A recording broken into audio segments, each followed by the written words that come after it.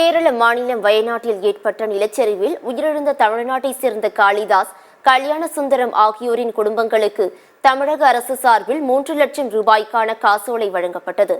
நீலகிரி மாவட்டத்தைச் சேர்ந்த கட்டிட தொழிலாளி காளிதாஸ் மற்றும் கோயில் அர்ச்சகரான கல்யாண்குமார் ஆகியோர் வயநாட்டில் ஏற்பட்ட நிலச்சரிவில் சிக்கி உயிரிழந்தனர். இதையடுத்து உயிரிழந்த இருவரின் குடும்பத்திற்கு ஆறுதல் தெரிவித்த முதலமைச்சர் மு.க.ஸ்டாலின் இருவரின் குடும்பத்திற்கும் தலா 3 லட்சம் ரூபாய் நிவாரணம் அறிவித்தார். இந்நிலையில் காளிதாஸ் மற்றும் கல்யாண சுந்தரம் ஆகியோரது வீடுகளுக்கு சென்ற அமைச்சர் ராமச்சந்திரன் உயிரிழந்த இருவரின் உறவினர்களுக்கு ஆறுதல் கூறியதோடு தமிழக அரசு சார்பில் 3 லட்சம் ரூபாய்க்கான காசோலையை வழங்கினார்.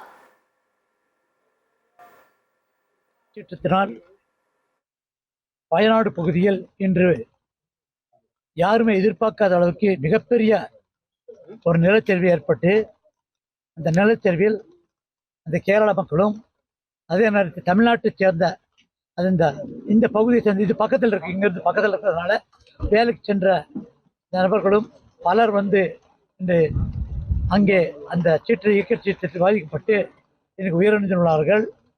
அதன் அடிப்படையில் முதலாக இந்த புளியம்பாடியைச் சேர்ந்த காளிதாஸ் என்ற நபர் இந்த ஊரை சார்ந்தவர்.